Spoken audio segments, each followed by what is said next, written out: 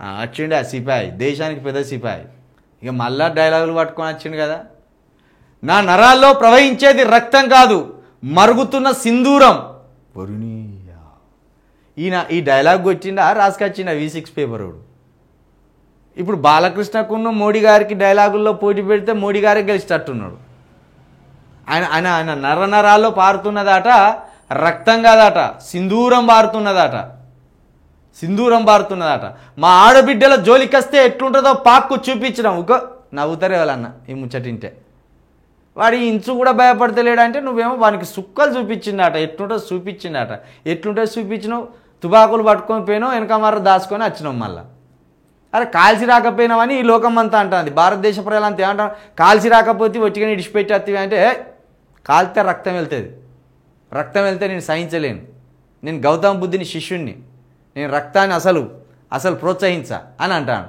నిన్న ఎంత ఉన్మాదం తెలుసానే, ఆ నక్సలైట్లను కాల్చేసి ఆ జవాన్లు కేకలు పెడతాను. చూడు ఎంత మానవత్వం చచ్చిపోయిందో. మనుషులను చంపి పండుగలు చేసుకునే కాడికి వచ్చింది ఆధునిక యుగంలో. బాధ అసలు ఆ అడవిలో ఉన్న వాళ్ళు కూడా మనుషులే, వాళ్ళొక సిద్ధాంతం మీద పోరాడతాను. ఇట్లా మొత్తం ఇట్లా శవాలను పేర్చి ఆ శవాల ముందర గన్నులు పట్టుకొని కేకలు పెడతాను. కేకలు అక్కడికి తీసుకొచ్చినావు జవాన్లను అంటే జవాన్లలో మానవత్వం లేకుండా చేసినావు నువ్వు. ఒక పాకిస్తాన్ శత్రువులను చంపినావంటే ఆనందపడదుము. మన దేశానికి సంబంధించిన మన బిడ్డలు ఒక సిద్ధాంతంతో ఒక తుపాకీ పట్టుకొని ఆవేశంతో అడవిలోకి పోయిన్లు. వాళ్ళ సమస్యను పరిష్కరించి వాళ్ళను జనజీవన స్రవంతిలో కలపాలి. కానీ వాళ్ళందరి పేరుతోటి వాళ్ళ మీద ఒక ఆపరేషన్ కగార్ అనే ఒక ఆపరేషన్ చేసి వాళ్ళని చంపి ఒక 40 శవాలను ఇట్లా పేర్చి ఆ శవాల ముందట ఈ ఆర్మీ జవాన్లు నాట్యం చేస్తాను. నాకు ఆ దెబ్బతోటి ఆ ఆర్మీ మీద రెస్పెక్ట్ పోయింది నాకు. ఇక ఈయనే చెప్తాను మళ్ళా. 22 నిమిషాల ఉగ్ర స్థావరాలు ధ్వంసం చేసి పాకిస్తాన్ మోకాళ్ళపై నిలబెట్టాం. ఆధారం ఏది? ఎక్కడ ఆధారం? నువ్వు ఉగ్ర స్థావరాలను కాల్చేసినావన్న ఆధారాలు ఎక్కడా? ఉగ్రవాదులు ఇంతమంది చచ్చిపోయినన్న ఆధారాలు ఎక్కడా? ఒక్క ఉగ్రవాది చచ్చిపోలే అక్కడ. ఒక్క ఉగ్రవాద స్థావరం కూడా అక్కడ నీలమట్టం కాలే. నువ్వు చెప్తాను నోటి మాటలకు.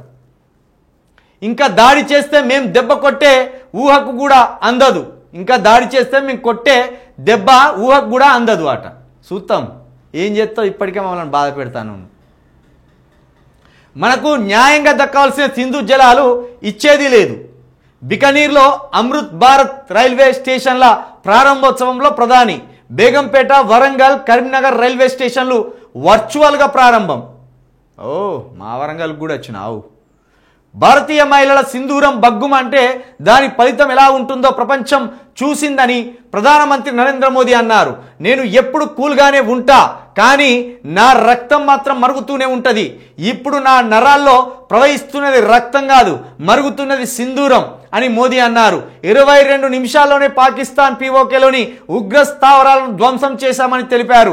పాకిస్తాన్ను మోకాలపై నిలబెట్టామని చెప్పారు. టెర్రరిస్టులను మట్టిలో కలిపేశామని చెప్పారు. రాజస్థాన్లోని బికనీర్ అమృత్ భారత్ రైల్వే స్టేషన్లను ప్రధాని గురువారం ప్రారంభించారు. అనంతరం పాలానాలో నిర్వహించిన ర్యాలీలో ఆయన పాల్గొని మాట్లాడారు. టెర్రరిస్టుల అంతు చూసేందుకు త్రివిధ దళాలకు పూర్తి స్వేచ్ఛ ఇచ్చామని తెలిపారు. కాదయ్యా, 22 నిమిషాల్లోనే పీఓకే పాకిస్తాన్లోని ఉగ్ర శిబిరాలను కూల్చివేసిన అన్నో సంతోషం. ఆధారాలు లేవు, అయినా సంతోషమే. ఈ మాట ప్రకారం 22 నిమిషాల్లో మొత్తం ఆ ఉగ్రవాదుల స్థావరాలు కూల్చేసినాం. ఇంకొక 23 గంటలు కష్టపడితే పీఓకే మన స్వాధీనం అయ్యేది కదా. మరి గా పని ఎందుకు చేయలే? జస్ట్ 22 నిమిషాలలోనే మొత్తం పాక్కి చెమటలు పట్టించిన అని డైలాగులు కొడతాను. నీ ఒంట్లో వారేది నెత్తురు కాదు సింధూరం అంటాను. మా ఆడిబిడ్డల జోలికత్తే ఎట్లుంటుందో పాకిస్తాన్కు చూపించడం అంటాను. నేను చూస్తే కూలుగుంటా కానీ బాలకృష్ణ కంటే నేను అరాచకవాదిని అంటాను. ఇన్ని చెప్తాను. మరి 22 నిమిషాల్లోనే పాకిస్తాను అదేవిధంగా పీఓకేలోని స్థావరాలను ధ్వంసం చేసినప్పుడు ఒక రోజు పాటు యుద్ధం చేస్తే అయిపోయేది కదా. పీఓకే మనకు దక్కేది కదా. పీఓకే మనకు దక్కిందంటే సమస్య 99% పరిష్కారం అయినట్టే కదా. ఇక 1% మనకు పాకిస్తాన్ తోటి ముప్పుండు. వాళ్ళు ఎవడన్నా ఇటు చూస్తే వాడిని పిట్టలం కాల్చినట్టు కాల్చేస్తే అయిపోయేది కదా.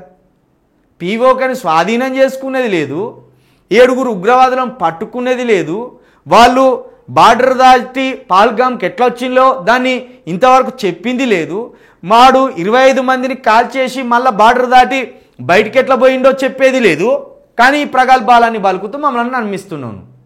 అంటే నువ్వు ఏ డైలాగులు కొడితే ఆ డైలాగులు మాకు అన్నమయాచార్య కీర్తనలాగా వినిపించాలి, వెంకటేశ్వర స్వామి కీర్తనలాగా మేము వినాలి. ఇదా నువ్వు అట్టర్ ఫ్లాప్ అయిపోయినావు. నువ్వు దేశం ముందట నువ్వు ఎన్ని డైలాగులు కొట్టినా బాలకృష్ణ అట్టర్ ఫ్లాప్ సినిమా లెక్కనే ఉంటుంది. మొత్తం ఒంట్లో నెత్తురు భారతలేదట, సింధూరం భారతందట. 22 నిమిషాల్లోనే పాకిస్తాన్ గడగడ లాడించినట. కానీ ఈ వచ్చిన 7 ఉగ్రవాదులు ఎట్లకెళ్ళిపోయిన అనేది మాత్రం ఇంతవరకు కనిపెట్టలేకపోయిందట. ప్రధాని గారు ఇంకా మీరు అబద్ధాలు చెప్తూ పూట గడుపుకుంటే ఇక్కడ అమాయకులు ఎవరు లేరు. ప్రధాని గారు